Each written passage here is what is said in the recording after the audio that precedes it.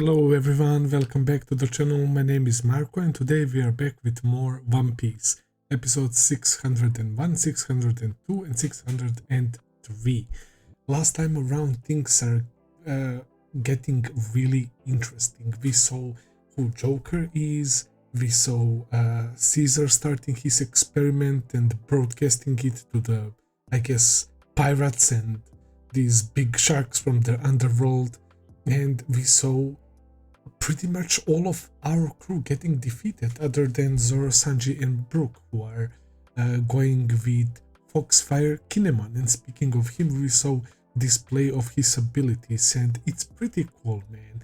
He's a very tall dude.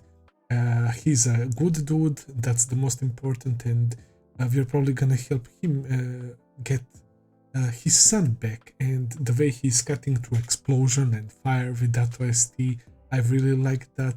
So Caesar planned this Smiley, and like this, it's a weapon of mass murder, as they said. He planned to broadcast that, and he was even throwing shades at government, like world government cannot ever come up with something like this. I guess that's why he was butting his heads with Vegapunk as well. He doesn't rock with him at all because he's working for the Navy and world government. It all makes sense, but that means that Virgo is not like associated with him and Monet, right? That was a little bit confusing, but it got confirmed that Virgo is working under Joker, who is, by the way, Don Quixote do Flamingo, and I'm pretty excited to learn more about him, and he's definitely one of the more interesting warlords, man. I mean, all the warlords are interesting, but I guess like Mihawk, Puma, Doflamingo, and Boa Hancock are probably my favorites. I do like Crocodile as well. Crocodile was a nice villain, and I really liked his screen time during Marineford and Dimple Down. Yeah, Crocodile deserves to be up there as well, definitely. So yes, Luffy and Love, Frankie, who is it there, Robin, Smoker and Tashigi, they are cuffed with Sea Prism Stones, so they can't escape. We saw Virgo talking shit. He's really a piece of shit. The scene with parents asking to see their children, asking for Navy's help. Oh my god, bro. As always, Oda is really great when it comes to depicting these horrible people, man, who are treating those poor parents like trash. So we gotta help those kids. And speaking of kids, they're being taken away by Caesar Clown, since Usopp and Nami didn't manage to stop him, and it makes sense. He's kinda OP with his ability, with his gas abilities that includes removing the oxygen and the air you breathe in. So yeah, good luck beating that. Shout out to Brownbeard, who saved us. I changed my opinion on him, but he got rocked quickly after that with those explosive moves that Caesar is using with that, like Gastanet or whatever, and he used that to take out Nami and Usopp. But obviously they're not dead. I don't think even Brownbeard is dead, man, but he was severely injured, so he survived that point blank shot from Yeti Cool Brothers. So yeah, we can, I guess, rely on Zoro and the others to save the day. We will see how things play out. So without further ado, let's start episode 601. Let's go, guys.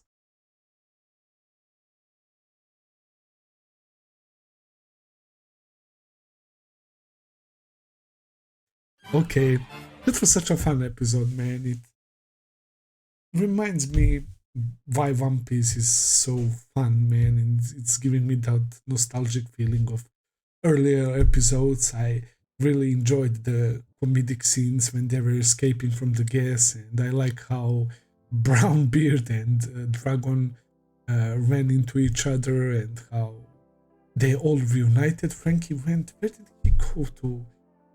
Sunny, right? Towards our ship with his fucking fart. He was releasing so much fart that he started flying, man. Frankie is hilarious, man. I love that guy a lot. And also the way they escaped with Low thinking ahead and replacing the chains, and Frankie causing that fire, that was pretty nice. So they're all out and they're ready, as Luffy said, to let loose, man. And it's gonna be dope from next episode, that's for sure. So the poisonous gas got released. It was broadcast to these underground brokers, and I guess Caesar succeeded when it comes to that, but I doubt that he will have any more casualties, right, other than those poor guys from Brownbeard Pirates. So that's why I said Brownbeard keeps taking L. He had this moment in this episode, it was pretty nice. I started liking him, and when he realizes that his crew got petrified, he's gonna be so fucking sad, and he's gonna have a whole new heartbreak, man, which would be pretty fucking sad, not gonna lie, but it is what it is, bro. We surprisingly didn't see much of Caesar, Virgo, and what they're thinking right now, but another interesting scene was Kid and Killer talking about Luffy and all of that, right? And he's saying, oh, Strawhead finally got off his ass, and they fought alongside each other, right? Kid, Luffy, and Law during Sabaody, and he goes outside, and there is Sea Roar, Scratchman, Apu, and Basil Hawkins there, and they're all members of Supernova Pirates, right? They all have huge bounties. Of course, Kid is still leading, bro. Who knows what kind of wild shit he's doing. He has like crazy magnetic powers, and he keeps gathering like the metal, I guess, and he creates like the biggest arm or whatever. Pretty cool power, and I like how his character design is made, man. He looks kinda dope, so I really like Kid as well, and they were having some like talks, and it's pretty chaotic, man. Those egos are not easy, right, to tame. Even though that guy Basil Hawkins seems like the most calm dude, he's the one with the cards, right? And he also has some weird powers, something with those like dolls or whatever that we saw in Sabaody with the Strove dolls, right? Some voodoo style, pretty weird, but also at the same time dope abilities. And I was thinking Luffy and Law made an alliance, maybe they're talking about working together or whatever, because Law said that's one of the way to try and take down the Emperor, right? You can do it by yourself. It's such a huge task, man. It's close to impossible, man. And when you look at those names, who are the emperors, and when we remember what Whitebeard did to Marineford, to the Navy HQ, bro, that's crazy. I'm so excited for the future of this series, man. This arc got super excited right now, but I'm super excited for the series as a whole.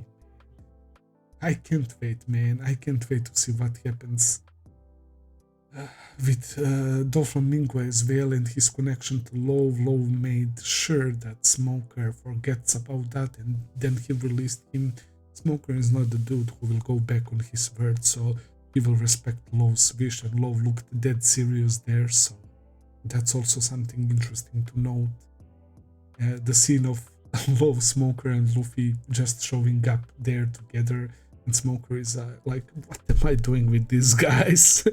I love that, man. I love that. So yeah, the poor kids are back to Biscuit Room, and one of them, the girl, it's like she overpowered those withdrawal symptoms.